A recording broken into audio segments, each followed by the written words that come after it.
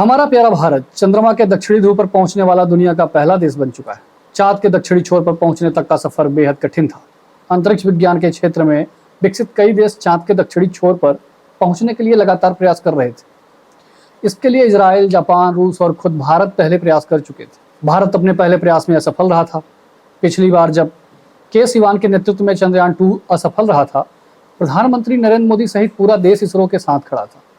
कहीं न कहीं समूचे देश का ऐसी परिस्थिति में इसरो के साथ खड़ा होना आज की सफलता का कारण बना है। चंद्रयान 3 की सफलता में कौन कौन सूत्रधार है, आइए जानते हैं अपने इन महानायकों के बारे में। चंद्रयान 3 मिशन की सफलता का कारण इसरो में इसके पहले प्रोजेक्ट डायरेक्टर पी वीरामुथुवल और उनकी टीम की कड़ी मेहनत है, जबकि पूरा operation ISRO chief M Somnath की निगरानी में पूरा हुआ है। एम सोमनाथ को स्पेस इंजीनियरिंग से जुड़े कई मामलों का एक्सपर्ट माना जाता है।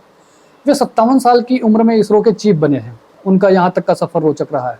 1963 में केरल के आलापुझा जिले में जन्मे सोमनाथ का पूरा नाम श्रीधर पारिकर सोमनाथ। एम सोमनाथ को इसी वर्ष जनवरी में 57 साल की उम्र में इसरो का चीफ नियुक्त किया गया। इसरो का मुखिया बनने से पहले एम सोमनाथ विक्रम साराभाई अंतरिक्ष केंद्र VSSC के निदेशक थे। कॉलेज के दिनों में सोमनाथ टॉपर्स रहा करते थे। इसके बाद उन्होंने बेंगलुरु के इंडियन इंस्टीट्यूट ऑफ साइंस से पोस्ट ग्रेजुएट भी किया। वो यहाँ गोल्ड मेडलिस्ट रहे हैं।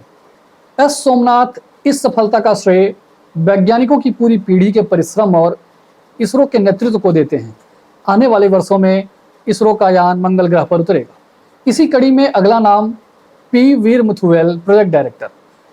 वीरमुथुवल को अपनी तकनीकी कौशल के लिए जाना जाता है। नासा के साथ ही इस अभियान में बातचीत के लिए वह मुख्य व्यक्ति रहे। इनकी निगरानी में ही विक्रम लैंडर की गति को नियंत्रित करने की जिम्मेदारी थी।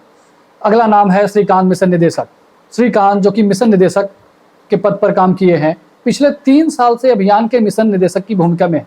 अंतरिक्ष यान के सुरक्षा प्रोटोकॉल की जिम्मेदारी इन्हीं पर रही है। वो इससे पहले चंद्रयान 1 और चंद्रयान 2 अभियान में भी काम कर चुके हैं। अगला नाम आता है डॉक्टर कल्पना का, जो डिप्टी डायरेक्टर के पद पर है। डॉक्टर कल्पना पिछले 4 वर्षों से इस अभियान पर काम कर रही हैं। विक्रम लैंडर के साथ भेजे गए पेलोड के डिजाइन, विकास और परीक्षण में इनका उल्लेखनीय योगदान रहा। वह इसरो के साथ वर्ष 2003 से जुड़ी है। अगला नाम है एस शंकरन, निदेशक QR, satellite centre. Chandrayaan 3 mission में संचार, नेविगेशन, रिमोट सेटिंग, मौसम विज्ञान और अंतर्ग्रही अन्वेषण जैसे क्षेत्रों में सहयोग कर रहे हैं। अंतरिक्ष के क्षेत्र में इन्हें 35 साल का अनुभव है। चंद्रयान को चंद्रमा के दक्षिणी पोल पर आखिर भेजा क्यों गया, आइए जानते हैं इस बारे में। यह भी कि चंद्रयान अब अगले 14 दिनों में क्या क्या करेगा।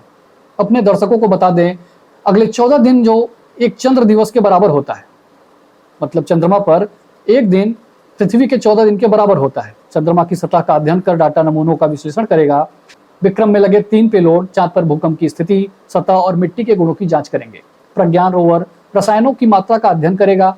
इसके 2 पेलोड डाटा जुटाकर विक्रम को भेजेंगे।